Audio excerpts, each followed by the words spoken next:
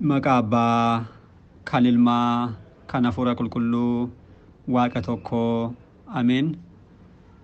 Dhiifamaa fi tolummaa isaanuuf baay'isee Waaqayyo Abbaan keenyaa akka baay'ina cubbuu keenyaa osoo hin taane akka tolummaaf dhiifama isaatti eegee tiksee hanga isaatti kanatti kan nu ga'e maqaan isaa qulqulluun guddaa kan galatoomee fi kan ulfaate nuuf haa ta'u.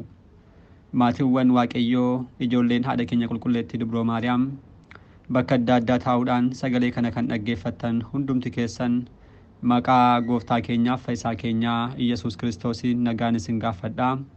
Akka akkasaatii bakka jirtaniitti akkam bultanii, akkam ooltanii, akkam galgaleessanii. Ameen. Galateeffamuun amala uumaa keenyaa fayyisaa keenyaa Iyyasuus Kiristoos kan ta'e maqaan isaa baddaa samii irratti afaan qulqulloota argamoota isaatiin afaan qulqulloota abbootii keenyaa farmoolii keenyaadhaan kan galateeffamu nu birattis guddaa kan galatoomeef kan ulfaate nuuf haa ta'u. Deessuu gooftaa keenyaa haadha hunduma keenyaa qulqulleettii Dubroo Maariyaam akkasumas qulqulloota ergamoota Waaqayyoo qulqulloota abbootii keenyaa farmoolii keenya hunduma isaaniif akka kennaa isaaniitti galannii fi ulfinni guddaan isaaniif haa ta'u. Egaan maatiiwwan Waaqayyoo barumsaa koorsii dubbii haadha keenyaa qulqulleettii Dubroo Maariyaam boqonnaa 5ffaa har'aadhaa kan eegallu. Egaan akkuma beektan barumsa kanaan akka fedhaa fayyama Waaqayyootti boqonnaawwan 8 baranna jennee eegalleerra. Boqonnaawwan kana keessaa warreen jalqabaa boqonnaawwan 4 seensaa barumsa kanaa haala dhalannaadhaaf guddina haadha keenya qulqulleettii Dubroo Maariyaam jalqabarraa kaasee hanga ol ba'umsa isheetti gooftaa da'uu ishee dabalatee isaan kana guutummaa isaa ittaansilee immoo raajiiwwanii fi fakkeenyota Dubroo Maariyaamiif fakkeeffamanii fi akkasumas raajiiwwan isheedhaaf dubbataman kan jedhu boqonnaawwan kana 4 baranneetu jirraa jechuudha. Ammas egaa har'arraa eegaluudhaan kanneen hafan itti fufnaa akka fedhaa fayyama Waaqayyootti har'aa boqonnaa 5ffaa barumsa kanaa kan ta'u ibsituuwwan ulfina haadha keenya qulqulleettii Dubroo Maariyaam kan jedhuun barumsa keenya eegallaa jechuudha. Egaan barumsa kanaan gara fuulduraatti akka fedha Waaqayyootti maal baranna kan jedhuudhaa fi mata dureewwan kana barannaa. Kan jalqabaa maqaawwan haati keenya Dubroon ittiin waamamtu ni baranna maqaawwan ulfina ishee jechuudha. Ittaananii immoo wantoota haadha keenya Dubroo uumamtoota hundumaarraatu adda ishee taasisan ni baranna. Ittaansuudhaan immoo qulqullummaadhaa fi dubrummaa haadha keenya qulqulleettii Dubroo Maariyaam ni baranna. Kanneen hafan galatoo kabajaa fi ulfina ishee ni baranna. Akkasumas manni kiristaanaa keenya kabajaaf galata Dubroo haala kamiitiin ibsitii kan jedhus ni baranna. Kan ittaan immoo ayyaanota haadha keenya qulqulleettii Dubroo Maariyaam ni baranna. Kanaan xumura kan ta'u immoo kitaabolee waa'ee haadha keenya Dubroodhaaf barreeffamanii kanneen jiran keessaa guutummaa isaa tarreessuu yoo dadhabneeyyuu eebbaaf akka ta'utti akkasumas hubannoodhaaf akka nuuf ta'utti muraasa isaanii kaasnee kan ilaalludha kan ta'u jechuudha. Waaqayyo abbaan keenya yeroowwan darban hundumaa akka nu wajjirraan ta'aa ture ammas nu wajjirraan ta'e inni icciitii isaa waa'ee haadha isaa ibsee nu barsiisuun fedhaa fayyama isaa nuuf haa ta'u. Egaan har'aa kutaa tokkoffaa jennee kan eegallu maqaawwan haadha keenya Dubrooti. Maqaawwan kanarraa eegallee amma isaatiin keenya nuuf eeyyame kan barannudha kan ta'u jechuudha. Egaan maqaawwan haadha keenya Dubroo jennee yeroo kaasnu Dubroon Maariyaam yeroowwan adda addaatti maqaawwan adda addaa kan isheedhaaf ba'an ibsituu kabaja ishee kanneen ta'an maqaawwan baay'een ni jiru. Maqaawwan kunis immoo dursanii raajonni kan isheef moggaasan osoo isheen hin dhalatiin jechuudha. Dubroo haadha keenya waggoota baay'ee dursanii kan argan ganaa waggoota 1000 dursanii waggoota 700 dursuudhaan mucaa ishee qabattee yeroo isheen jirtu kan argan jechuudha. Isaan kun haadha keenya dubroodhaaf maqaawwan adda addaadhaan faarfachaa turaniiru. Ittaan immoo yeroo dhalannaa ishee harmee ishee fi abbaan ishee qulqulleettiin Haannaadhaaf qulqulluun Iyyaaqem kan isheedhaaf moggaasan. Kana booda immoo ijoolleewwan ishee qulqulloota abbootii keenya, qulqulloota armoolii keenya warreen mana kiristaanaa jechuudha. Duuka bu'oota gooftaa keenyaarraa kaasee hanga ammaatti kanneen jiran waggoota ammas baay'atan kanaaf haadha keenya dubroodhaaf maqaawwan adda addaa isheef moggaasaniiru. Innaa maqaawwan kun baay'eedha. Baay'eedha. Innaa nuti isaan kan hundumaa tarreessanii xumuruudhaaf yoo dadhabne muraasanii ilaalla. Maqaawwan kun garuu walumaa galatti ulfina ishee kan agarsiisanidha. Kabaja dubroo, ulfina dubroo, dubroon ammam akka isheen dhala namaa hundumaarraa ol akka isheen taate, waaqayyo taantee kan isheen jirtu akka isheen taate kan nu agarsiisanidha. Kanaafuu mee muraasa isaanii haa ilaallu. Kan jalqabaa Maariyaam kan jedhurraa yommuu kaanu maqaa kana abbaan isheef haati ishee qulqulluun Iyyaaqemiif qulqulleettiin Haannaa jechuudha. Kan isheef moggaasanidha. Boqonnaa tokkoffaarratti tarii yaadattu yoo ta'e akkuma baranne jechuudha. Hiikkaasaa baranneerraa kallattii adda addaa dhaabbatanii kaniiru. Garuu kun jechisaa jecha Hibruu jecha Ibraayisxii yommuu ta'u hiikkaansaa haadha hundumaa jechuuti. Imma bizuhaan jennee kan waamnu jechuudha. Haadha hundumaa jechuuti. Dubroon egaa gooftaa da'uu isheedhaan dura abbaaf harmee isheerraa erga dhalattee booda hanga gooftaa da'uu isheetti kan jiru maqaa kanaan waamaa turteetti. Maariyaam jechuudhaan namoonni waamaa turaniiru. Erga haadha waaqummaadhaaf filatamtee garuu kallattiimaan maqaa kanaan kan waamte miti. Maqaawwan adda addaa yookiin dubroo Maariyaam, qulqulleettii dubroo Maariyaam jechuudhaan itti daballee kan waamnudha malee haala kanaatiin kan waamnu miti jechuudha. Deebanis haadha waaqayyoo, miliita tsaggaa kennaan kan guutamte kanaan bakka baay'eetti immoo kan arganu kitaaba qulqulluutti deessu waaqaa haadha isaa jedhamuudhaan haadha Yesuus, haadha Kiristoos jedhamteeti kan waamte. Maqaan kun ijoollummaa isheetti kan isheetti waamaa turtedha jechuu barbaanneeti. Kanaaf guyyaarraa kallattiimaan Maariyaam jennee waamuu akka hin qabne kun barsiifata mana kiristaanas akka hin taane kan abbootii keenyaas akka hin taane wantoonni baay'een kitaaba qulqulluudhaan nu agarsiisu. Fakkeenyaaf tokko haa ilaalluuti Elsaabees. Elsaabees jechuun dubroo Maariyaamiidhaaf adaadaadha. Obboleettii Haannaa jechuudha. Obboleettii Haannaa gaafa taatu dubroon ganaa yeroo gooftaa keenya ulfooftu ganaa dubroo waggaa 15 turte. Elsaabees garuu dubartii guddoodha. Dubartii guddoo jechuudha. Ni yaadattu yoo ta'e ergamaan qulqulluun Gabri'eel lubicha Zakkaariyaasiidhaaf mul'atee yeroo inni haati manaa kee Elsaabees ni deesse yeroo inni jedhu isheen dulloomteetti akkamitti ta'uu dandeesse jechuudhaan dubbateera. Dulloomtu turte jechuudha.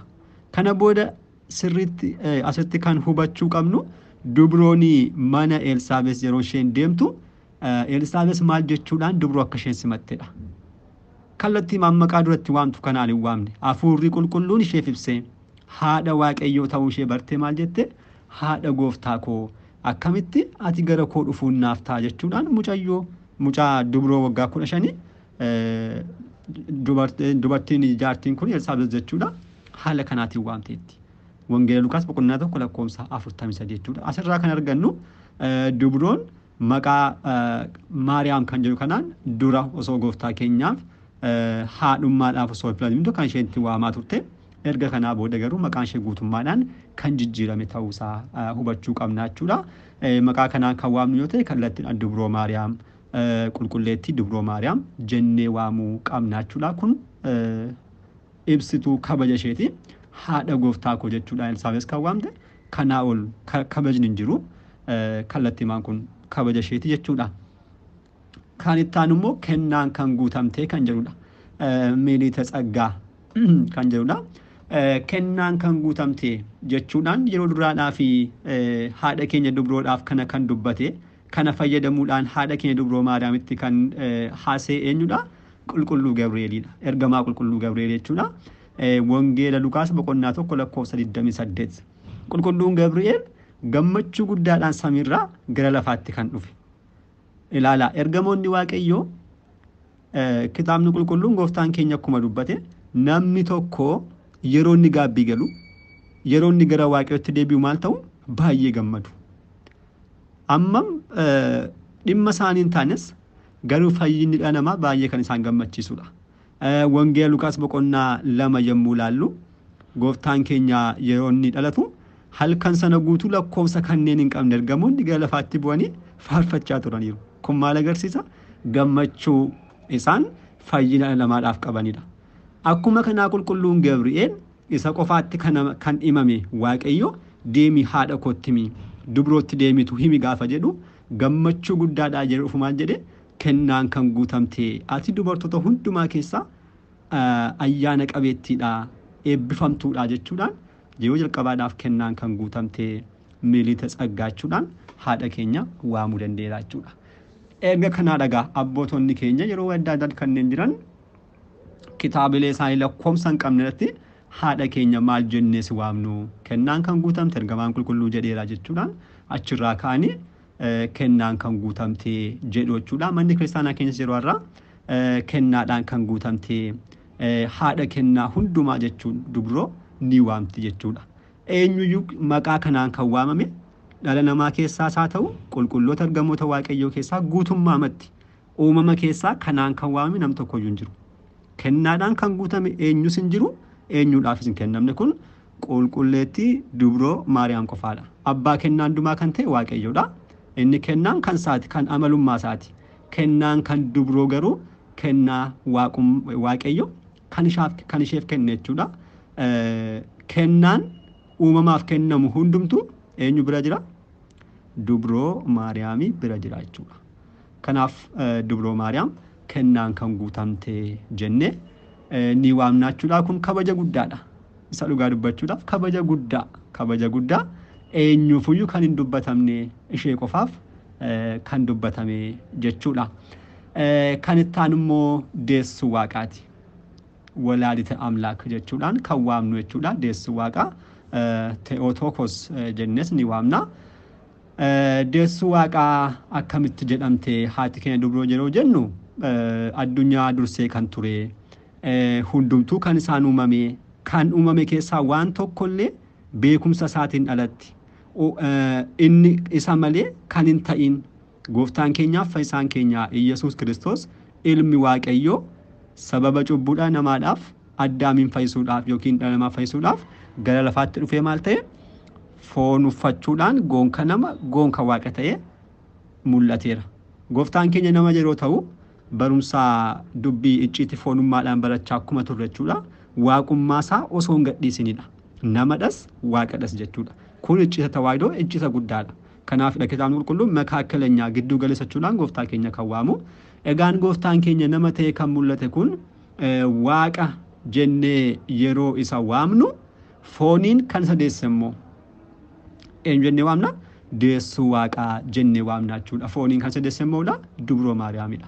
Kanaaf dubroo Maariyaam deessu waaqaa Teotokos jechuudhaan ni waamna jechuudha. Teotokos jechuun kan jecha Giriikiidhaan kallattiimaan walaadite amlaak gi'iziidhaan afaan keenyaan deessu waaqaa jennee kan itti fayyadamnudha jechuudha. Kana gara fuulduraatti boqonnaa 8ffaadhaan itti deebina.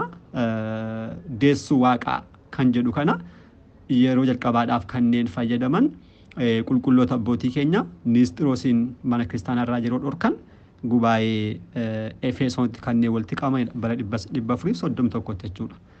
Akkamittidha maaliifidha kan jedhu boqonnaa 8ffaatti itti deebina. Walumaa galatti garuu dubroo Maariyaam maal jedhamti? Deessuu waaqaa jedhamti. Sirrii madhas gooftaan keenya waaqa waan ta'eedhaaf inni uumaa hundumaa waan ta'eef argamsiisaa hundumaa jiraachisaa hundumaa nyaachisaa hundumaa waaqayyo waan ta'eedhaaf isaan fooniin kan deessamu maal jedhamti? Deessu waaqaa jedhamti jechuudha. Har'aaf kan biraa kan ilaallu Tsiyoon jennee haadha keenya kan waamtu ta'u Tsiyoonis har'aaf kan xumuraatti ni ilaalla.